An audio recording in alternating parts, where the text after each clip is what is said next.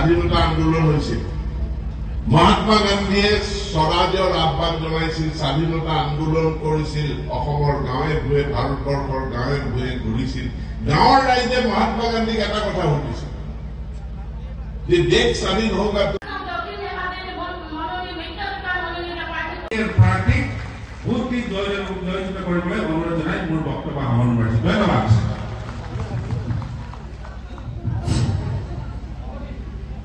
আমাৰ মাজত ইতিমধ্যে ভাৰতীয় জনতা পাৰ্টীৰ সভানেত্ৰী জিলা সভানেত্ৰী বাইদেউ তেখেতো আমাৰ মাজত আহি পাইছে গতিকে সভাখন আপোনালোকে শৈলমণ্ডিত কৰি তুলিব।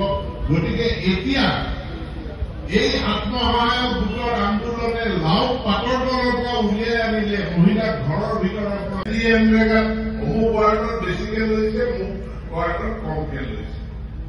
আকৌ কিছুমান ৱাৰ্ড মেম্বাৰে অভিযোগ কৰে ছাৰ সভাপতি আমাৰ লগত আলোচনাই নকৰে। আপুনি বুলকচোন যে গাঁও পঞ্চায়তৰ সভা মানে ৱাৰ্ড সদস্যসকলক লৈ সভাপতিয়ে বহি একেলগে কৰা মিটিংখনে গাঁও পঞ্চায়তৰ সভা। গতিকে আমাৰ গাঁও পঞ্চায়তৰ সভা অনুষ্ঠিত হোৱাই নাই আজিলৈকে। কোনোদিনে ৱাৰ্ড মেম্বাৰখিনিৰ লগত পঞ্চায়তৰ সভাপতিয়ে আলোচনা নকৰে, তেওঁ নিজাববীয়াকৈ মইবতীয়াকৈ আলোচনা কৰে। এই অভিযোগবিলাক পাই থকাৰ পৰিপ্ৰেক্ষিততে চৰকাৰে এই সিদ্ধান্ত ললে যে গাঁও পঞ্চায়তৰ সভাপতিটো পোনপটীয়াকৈ কিয় নিৰ্বাচন হ'ব। মই যোৱাবাৰ কেইটামান পঞ্চায়তৰ অনাস্থা আহিছিলে, কিন্তু অনাস্থাটো ভিডিঅ'ৰ টেবুলত আছে, চিঅ'ৰ টেবুলত আছে, সিদ্ধান্ত একো নহয়। ৱাৰ্ড সদস্যসকল ইফালৰ পৰা সিফালে ঘূৰি ফুৰে আৰু ৱাৰ্ড সদস্যসকলে কয় যে একশ্যন হলে আপুনি ফোন এটা কৰক।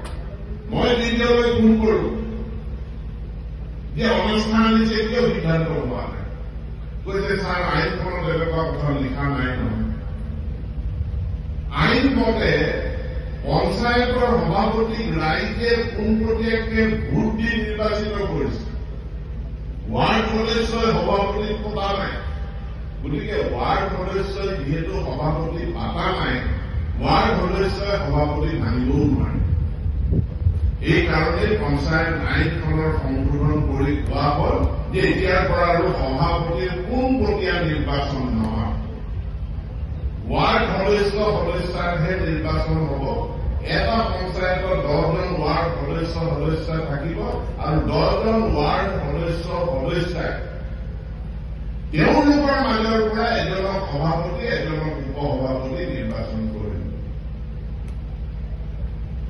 আৰু তেওঁলোকৰ যেতিয়া তাত অন্য অনাস্থা আহে, যিহেতু ৱাৰ্ড সদস্যাই সভাপতি পাতিছে, এনেকে ৱাৰ্ড সদস্যাই সভাপতি ভাঙিবও পাৰিব। আৰু এটা পৰিৱেশ হ'ব যে ৱাৰ্ড সদস্যাক নুসুধাকৈ সভাপতিজনে কাৰ্যনিৰ্বাহ কৰিব নোৱাৰিব। এই স্বাধীনতা এই অধিকাৰ আজি ৰাইজক দিয়া হৈছে।